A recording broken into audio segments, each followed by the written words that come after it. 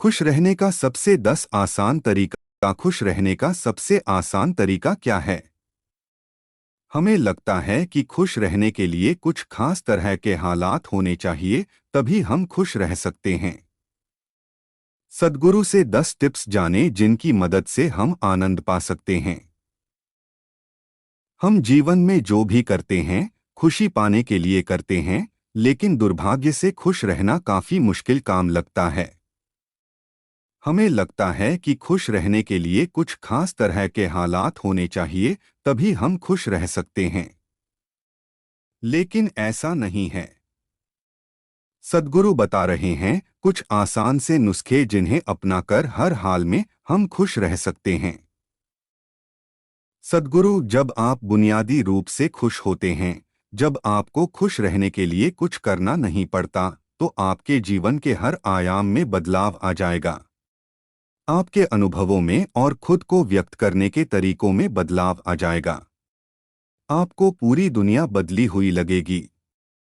आपका अब कोई निहित स्वार्थ नहीं होगा, क्योंकि चाहे आप कुछ करें या न करें, चाहे आपको कुछ मिले या न मिले, चाहे कुछ हो या न हो, आप स्वभाव से ही आनंदित होंगे।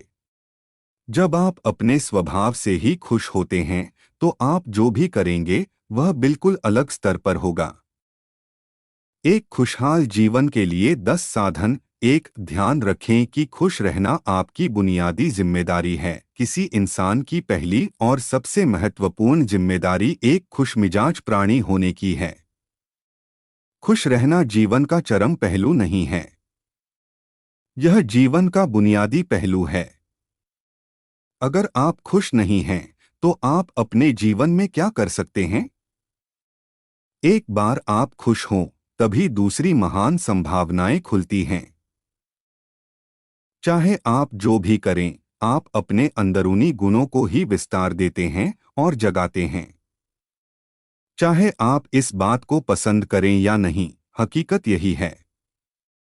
जब तक कि कोई महत्वपूर्ण चीज आपके भीतर घटित नहीं होती, आप दुनिया के लिए कुछ बहुत महत्वपूर्ण नहीं कर सकते।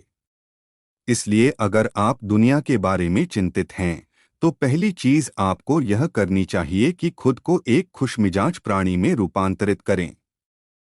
दो, पहचानें कि खुशी आपकी मूल प्रकृति है। इससे कोई फर्क नहीं पड़ता कि आप अपने जीवन में क्या कर रहे हैं, चाहे वह कारोबार हो, सत्ता, शिक्षा या सेवा। आप ऐसा इसलिए कर रहे हैं क्योंकि आपके भीतर कहीं गहराई में एक भावना है कि इससे आपको खुशी मिलेगी। इस धरती पर हम जो कुछ भी करते हैं, वह खुश रहने की इच्छा से करते हैं, क्योंकि यह हमारी मूल प्रकृति है। जब आप बच्चे थे, तो आप यूं ही खुश थे।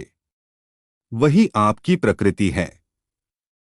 खुशी का स्रोत आपके भीतर है, आप उसे हमेशा के लिए एक जीवंत अनुभव बना सकते हैं। 3 चीजों का महत्व पहचानें। आज सुबह क्या आपने देखा कि सूर्य बहुत अद्भुत तरीके से उगा? फूल खिले, कोई सितारा नीचे नहीं गिरा, तारामंडल बहुत अच्छी तरह काम कर रहे हैं। सब कुछ व्यवस्थित है। आज समूचा ब्रह्मांड बहुत बढ़िया तरीके से काम कर रहा है, मगर आपके दिमाग में आया किसी विचार का एक कीड़ा आपको यह मानने पर मजबूर कर देता है कि आज बुरा दिन है। कष्ट मुख्य रूप से इसलिए होता है क्योंकि ज्यादातर इंसान इस जीवन के प्रति सही नजरिया खो बैठे हैं। उनकी मनोवैज्ञानिक प्रक्रिया अस्तित्व की प्रक्रिया से कहीं बड़ी हो गई है, या सीधे सीधे कहें तो आपने अपनी रचना को सृष्टा की सृष्टि से कहीं अधिक महत्वपूर्ण बना दिया है। यह सारी पीड़ा का बुनियादी स्रोत है। हम इस बात की पूरी समझ खो बैठे हैं कि यहाँ जीवित रहने के क्या मायने हैं। आपके दिमाग में आया कोई विचार या आपके मन की कोई भावना फिलहाल आपके अनुभव की प्रकृति को तय करती है। और यह भी हो सकता है कि आपके विचार और भावना का आपके जीवन की सीमित हकीकत से कोई लेना देना न हो। पूरी सृष्टि बहुत बढ़िया तरीके से घटित हो रही है, मगर सिर्फ एक विचार या भावना सब कुछ नष्ट कर सकती है। 4. मन या दिमाग को उसके असली रूप में देखें। जिसे आप मेरा मन कहते हैं वह असल में आपका नहीं है। आपका अपना कोई मन नहीं है। कृपया इस पर ध्यान दें। जिसे आप मेरा मन कहते हैं वह बस समाज का कूड़ेदान है। कोई भी और हर कोई जो आपके पास से गुजरता है वह आपके दिमाग में कुछ न कुछ डाल जाता है। आप वाकई यह चुन नहीं सकते कि किससे आपको चीजें ग्रहण करनी हैं और किससे नहीं करनी।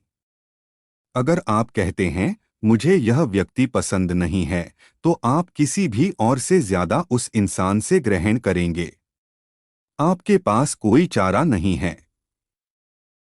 अगर आपको इस बात की जानकारी हो कि उसे ठीक करके कैसे इस्तेमाल करना है तो यह कूड़ेदान उपयोगी हो सकता है। असर और जानकारी का यह ढेर जो आपने जमा किया है वह सिर्फ दुनिया में जीवित रहने के लिए उपयोगी है। आप कौन हैं इससे उसका कोई संबंध नहीं है।